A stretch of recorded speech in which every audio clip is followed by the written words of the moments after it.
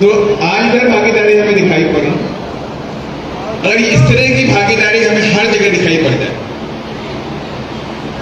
मैं 100% दावे के साथ में कहता हूं, मैं 2023 में भी टिकट दूंगा और 2024 में भी दूंगा, लेकिन आपकी भागीदारी हमें दिखाई पड़नी चाहिए। आपके कार्यकर्ता, आपके लोग दिखने चाहिए, तब तो बात बनने वाली। मानते कि नहीं मानते? अगर मैं कहूं तमाम ऐसे हमारे समाज के लोग उधर कांग्रेस में जाके पहले मंच को ठीक करते हैं, उसके बाद होते हैं, पाला लगाते हैं, फिर सामने आके दरी पे बैठ जाते हैं। होता कि नहीं होता? वहां जगह नहीं मिलती।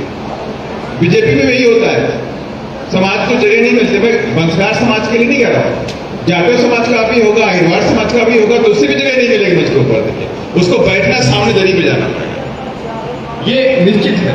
हमारे तमाम नेता पहले गए थे, बीजेपी में गए, कुछ लोग कांग्रेस में चले गए, तो जब वो ज्वाइनिंग करने के गए तो पहले तो माला पहना दिया उन लोगों को, और माला पहनाने के बाद कुर्सी भी नसीब नहीं हुई, पीछे खड़ा कर दिया। बाकी लोगों को कुर्सियां मिल गई, उन्हें कुर्सी नसीब नहीं हुई। और अभी आपने देखा भी कई सारे जो मंत्री, मैं इसी प्रदेश की बात कर रहा हूं, कि बीजेपी में मंत्री बने घूम रहे हैं, और कहीं दावत में जाते हैं तो बाकी मंत्री खाते हैं खाना, थालियों में वो खाते हैं, अखबार में खाते हैं, नहीं पत्थर में खाते हैं। खाते कि नहीं खाते? खाते कि नहीं खाते भाई? और तमाम ऐसे देखने को मिलता है मुझे। तो मुझे ये लगता है कि जहां अपना मान सम्मान नहीं है, तो क्या उस मान सम्मान जब नहीं है तो क्या वो पद हमारे लिए इंपॉर्टेंट है कि मान सम्मान इंपॉर्टेंट है? मान सम्मान है ना, तो उस विधायक को तुरंत वहां रिजाइन करना चाहिए। इतना बाबा साहब की वजह से मैं एमएलए बना, और तुम्हें तो एमएलए बनाना ही पड़ेगा। मुझे नहीं बनाओगे तो किसी और को बनाओगे, लेकिन मैं अपने मान सम्मान से कोई समझौता नहीं करने वाला हूं। क्रांति लिख देनी चाहिए था, लेकिन वो लोग क्या करते हैं, कहीं साइड में बैठ के दीवार पे बैठ जाएंगे, कहीं स्टूल पे बैठ जाएंगे, कहीं पत्तल में खाना खा लेंगे। होता है कि नहीं होता? बाद में जब मीडिया में हाईलाइट होता है तो बोलते हैं वो थालियां खत्म हो गई थी तो पत्तल मिल गया, थालियां खत्म हो गई तो पत्तल मिल गया। तो इसलिए मैं आप सभी लोगों को कहना चाहता हूं, कई ऐसे और भी लोग हैं, ऐसा नहीं कि यहां से मेरे पास आए, मेरे पास टीकमगढ़ से भी लोग आए, वहां पे प्रयास कर रहे हैं एक वंशकार समाज के लोग, वो टिकमगढ़ से टिकट मांग रहे हैं, तो वो हमसे मिलने के लिए आए हो। मैं नाम नहीं लूंगा उनका, वो पहले था डीएसपी रह चुके हैं, डीएसपी है और चुनाव भी लड़ चुके हैं, तो मुझसे मिलने के लिए आए। अब मैं नाम नहीं लूंगा आप लोग, और वो मुझसे मिलने के लिए आए, बोले साथ टिकट चाहिए। हमने कहा नीला कब्जा पहले 8 टिकट दूंगा, और पैसों बेचने पड़ रहे। मेरी बात सुन लीजिए, हर आदमी की एक हर जगह अलग अलग होती कि नहीं होती? अगर मैं राम जी गौतम राज्यसभा सांसद बन सकता हूं, लेकिन लोकसभा का नहीं बन सकता। मेरी क्षमता नहीं लोकसभा बनने की। राज्यसभा बना दिया मैंने, पार्टी के लिए काम कर रहा हूं, आज दौड़ रहा हूं, संगठन का सिपाही, मिशन का सिपाही, लेकिन मैं नेता बन के जीत नहीं सकता, क्योंकि उसके लिए बहुत कुछ चाहिए, बहुत कुछ, हर चीज चाहिए। तो इसलिए जो जिसकी जगह होती है उसकी जगह है। और ये भी नहीं है कि पार्टी सत्ता में आने के बाद या पावर में आने के बाद अपने कार्यकर्ताओं का ख्याल नहीं रखती है।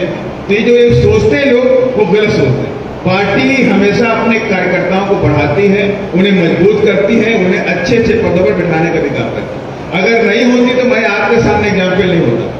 मैं कोई धन्ना सिंह का बेटा नहीं हूं, ना मेरे पास कोई आज तक 50 बीघी जमीन तक नहीं। मेरे पिताजी बैंक में एक बाबू थे, पिताजी बैंक में बाबू से रिटायरमेंट हुआ उनका। मेरी माँ हाउस वाइफ थी। बस ये जरूर था कि मूवमेंट के साथ में, लगन के साथ में काम करता रहा, और इसी मूवमेंट के साथ में ईमानदारी और लगन ने मुझे राज्यसभा की सीट तक पहुंचाया। अगर हम दिल से इस मिशन मूवमेंट से प्यार करते हैं तो आज नहीं तो कल तो मिलने वाला है ही है, ये समझ लीजिए। इस जो भी मिला है, अभी दंतोले जी बोल रहे थे कि मुझे आज जो मिला है मंच पे बोलने को मिला है, तो हमें याद रखना चाहिए मिशन है, पार्टी है, मूवमेंट है, कोई राजनीतिक पार्टी नहीं। ये बीजेपी की तरह काम नहीं करती है, कांग्रेस की तरह काम नहीं करती कि हम पावर ले लेंगे, पावर के हिसाब से काम करेंगे, फिर अपने नेताओं को, अपने लोगों को बड़े बड़े पदों पर ले लेंगे और लूटने काम करेंगे, गरीबों की जमीनों को कब्जा करना शुरू कर देंगे। इस काम के लिए बीएसपी नहीं बनी। अगर इस काम के लिए बीएसपी बनी होती तो बीएसपी बहुत आगे आती, बीएसपी को रोक नहीं पाता। लेकिन बीएसपी का सिद्धांत अलग है। देखिए, बीएसपी का जो सिद्धांत है, बीएसपी का जो मकसद है वो अलग है। वही सभी को चुभता है, चाहे वो कांग्रेस हो चाहे बीजेपी के लोग, यही चुभता है यार। इनका जो मकसद है वो बड़ा खतरनाक है, इनको रोको, ये नहीं आने चाहिए। अगर ये लोग आ जाएंगे तो ये जो बसोर है, धानुक है, बंसकार है, अहिरवार है, डोरे है, रविदास है, जाटव है, अरे ये नीचे बैठने वाली कौम है जो हमारे गुलामी करती है, जो हमारी कोठियों में जूते निकाल के बाहर आती है, हाथ जोड़ के झुक के अंदर एंट्री करती है, और वो लोग सीना तान के मूंछों में जलाव लगा करके हमारी एंट्री करने शुरू कर दी कोठियों के अंदर से, और सीधा बोलेंगे अब वो नहीं चलने वाला। अरे आज भी देखिए, आज भी इसी मध्य प्रदेश के अंदर में, अभी आप जाइए बुंदेलखंड में, इधर बुंदेलखंड के अंदर जो निवाड़ी टीकमगढ़ छतरपुर साइड में कितना सामंतवादी सिस्टम बना हुआ। आज भी लोग जूते पहन के निकल नहीं सकते, घर के सामने निकलना उनको पॉइंट है कि आप जूते पहन के निकलेंगे तो मार दिए। आज भी देखिए, घोड़ी पे नहीं बैठ सकते। देश आजाद हो गया 1950 में, संविधान लागू हो गया उसके बाद, और उसके बाद भी आज भी इस देश के अंदर, मध्य प्रदेश के अंदर भी देख लीजिए कि आज की डेट में भी दलितों को घोड़ी पे बैठने का अधिकार नहीं है शादी कराने का। और जिस दिन बीएसपी आ गई उस दिन क्या हुआ? घोड़ी तो छोड़ दीजिए, हमारे लोग हाथी में बैठ के शादी करना शुरू कर। ये है भागीदारी। आप बीजेपी को देखिए, कांग्रेस को देखिए, उनके सांसद बहुत बने बैठे हैं वहां पर, बहुत सांसद बने बैठे वहां पर, पार्लियामेंट के अंदर, लोकसभा के अंदर, राज्यसभा के अंदर, और दलित समाज के बैठे हुए। अभी 3-4 घटनाएं बताता हूं मैं आपको। मेन जो घटनाएं सामने है, एक दलित समाज का आईएएस था जी कृष्णैया, अहिरवार भी नहीं था, जाटव भी नहीं था, दोहरे भी नहीं था, बस दलित था। जैसे दलित होता है, दलित था। अब दलित समाज का जी कृष्णैया आईएएस था, उसकी पोस्टिंग हुई बिहार के अंदर, गोपालगंज के अंदर, बहुत गरीब परिवेश से निकल के पास हुआ था। दिन भर वो करता था, कुली का काम करता, दिन भर कुली बन के काम करता था वो स्टेशन के ऊपर, और रात भर पढ़ाई करता था। घर में लाइट भी नहीं था तो उसी स्टेशन की स्ट्रीट लाइट में पढ़ता था। कलेक्टर बन गया वो, कलेक्टर बन के बिहार में पोस्टिंग हो गई, गोपालगंज का डीएम बन गया, ईमानदारी से काम कर रहा था। लेकिन वो सामंतवादी को अच्छा नहीं लगा, ये दलित हमारी छाती पर बैठ गया और हमें कुछ करने भी नहीं दे रहा, और इतनी ईमानदारी से काम कर रहा। और एक दिन वो अपनी गाड़ी से आ रहे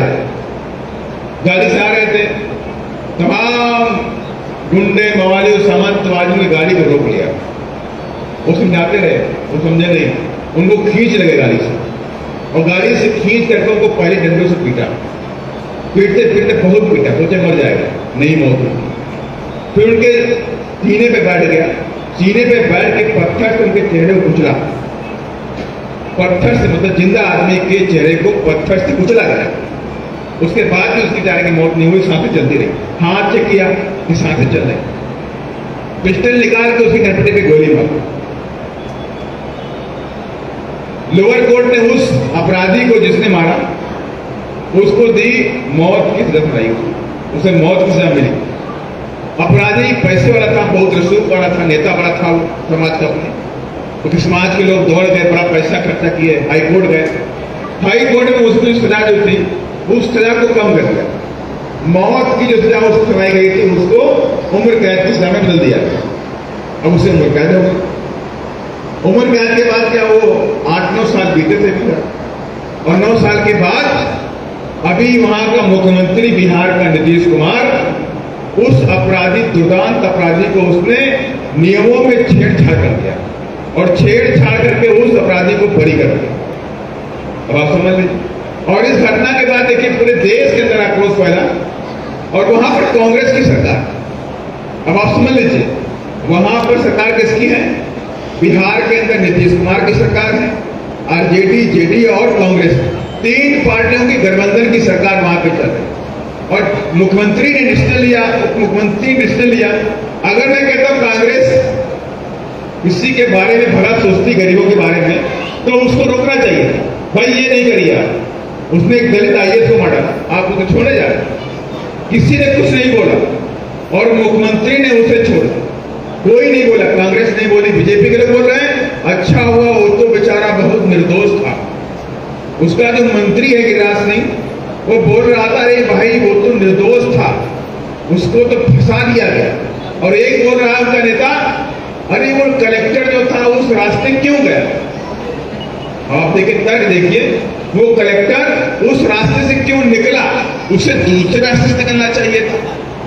तो मतलब इस तरह का तर्क, किसी ने ये नहीं कहा गलत किया गया, मुख्यमंत्री ने गलत किया, बीजेपी ने भी उनकी हाँ में हाँ मिलाई, कांग्रेस ने भी हाँ में हाँ मिलाई और आरजेडी जेडीयू ने भी हाँ में हाँ मिलाई। किसी पार्टी ने उसके बारे में सोचा, लेकिन बहुजन समाज पार्टी के राष्ट्रीय अध्यक्ष आदरणीय बहन कुमारी मायावती ने नीतीश कुमार को डटाने का काम किया। उनकी बोलती बंद हो गई, पूरे देश के अंदर हाहाकार मचा था। और यही नहीं, अभी मैं परसों उसी घटना को लेकर के मैं पार्लियामेंट में बोल रहा था। जी के सैया का मुद्दा है, 2 अप्रैल का SC ST का मुद्दा है, लेकिन वहां पे बैठे सदन के जो लोग बोलने नहीं दे रहे। इन्हें नहीं आप किसी सर के बोल रहे, ये मत बोलिए, आप वो बोलिए। अरे क्यों बोले भाई? तो मैंने कहा इनकी भी आवाज उठनी चाहिए। दलित समाज की आवाज क्यों उठाएगा? सांसद इधर बैठे, बीजेपी के लोग बैठे, उठाएंगे नहीं, कांग्रेस के लोग उठाएंगे नहीं, दूसरी पार्टी के लोग उठाएंगे नहीं, तो हमारा भी दलित समाज है, आदिवासी समाज है, इनकी आवाज कौन उठाएगा? आज भी BSP इन कमजोर वर्ग के लोगों की आवाज पार्लियामेंट में पूरी ताकत के साथ में खड़ी है। कहीं अत्याचार होता है, बेस उठाने का काम करती है। और ये नहीं, अभी मद्रास कोर्ट ने आदेश किया कि बाबा साहब की मूर्ति, बाबा साहब की फोटो किसी भी कोर्ट परिसर में तमिलनाडु में और पांडिचेरी में नहीं लगाई जाए। अब आप सोचिए कितना जातिवादी निर्णय है कि नहीं है? जिनकी वजह से हमें आप लोगों को कुर्सी मिली है, जिनकी वजह से आज इस देश का संविधान बना हुआ है और विश्व का सबसे बढ़िया संविधान बना हुआ है, और जिनकी वजह से ही, जिन संविधान की वजह से ये संसद चलती है, असेंबली चलती है, हाई कोर्ट चलती है और सुप्रीम कोर्ट चलती है, उसी संविधान की बदौलत। लेकिन उस संविधान के बनाने वाले व्यक्ति फोटो नहीं ले सकते। माने कि आप जयपुर में जाएंगे तो जयपुर में मनु की मूर्ति लगी, कोर्ट परिसर के अंदर मनु की मूर्ति लगी है, लेकिन तो मद्रास हाई कोर्ट का जो अधिकारी बोलता है कि बाबा साहब की फोटो मद्रास के अंदर किसी कोर्ट के अंदर नहीं लगनी चाहिए, उनकी फोटो हटा दी। किसी पार्टी ने कोई विरोध नहीं किया, किसी ने कोई संज्ञान तक नहीं लिया। वहां तक कि वहां DMK जो पार्टी है, अपने आप को फेडरलिस्ट पार्टी बोलती है, उस पार्टी के नेताओं ने भी कुछ नहीं बोला। लेकिन किसने बोला? संसद के अंदर बहुजन समाज पार्टी ने पूरी ताकत के साथ में बोलने का काम, सिर्फ बहुजन समाज पार्टी बोलती। SC ST एक्ट बन गया, वायोलेशन होता है पूरे देश के अंदर। SC ST एक्ट में ये नियम है, जब 2018 में दोबारा SC ST बनाया गया तो उसमें लिख दिया गया कि हर जिले के अंदर अलग से SC ST कोर्ट बनाया जाए, अलग से एक्सक्लूसिव कोर्ट बनाए जाएंगे, और जहां पर भी इनके साथ में अत्याचार होता है, बलात्कार होता है, मर्डर होता है, तो ऐसे मुकदमे 2 महीने के अंदर डिस्पोज किए जाएंगे। माने उनकी सुनवाई 2 महीने के अंदर उनको पूरी करनी है। लेकिन क्या कहीं होता? एक भी केस ऐसा आपने सुना कि 2 महीने के अंदर? छोड़ दीजिए, 20 साल में कोई केस नहीं होता, और गरीबों को उल्टा उनके दबाव में आकर के राजीनामा करना पड़ता। उनकी बेटी का बलात्कार हो गया, उसके बाद भी राजीनामा करना पड़ता।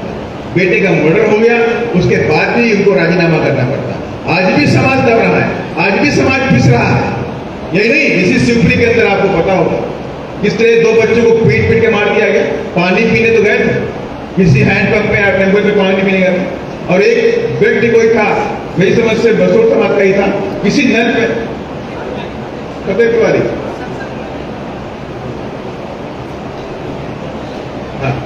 और वही नहीं, उसने हैंडपंप से पानी मार पी लिया, ऊपर से उसे गोली मार दी गई। पानी पीने चला गया, गोली मार दी गई। एक दलित अगर पानी पीने जाता है किसी खेत में लगे चापाकला में, तो उससे गला काट दिया जाता है। आज भी पानी के लिए दलित तरसता है। और ये नहीं, अभी हम लोग भी ऐसा नहीं है, अभी झांसी के अंदर गए थे, वंशकार समाज की बेटी के साथ में बलात्कार हुआ, आप सबको पता नहीं। हम लोग भी गए थे उधर, मेडिकल कॉलेज में गए थे, हम गए थे, पूरी टीम गई थी वहां पर, पूरी टीम गई थी, वहां के लोगों से मिले, अधिकारियों से मिले थे, सारा काम हुआ। किस तरह से पिटाई होने लगी,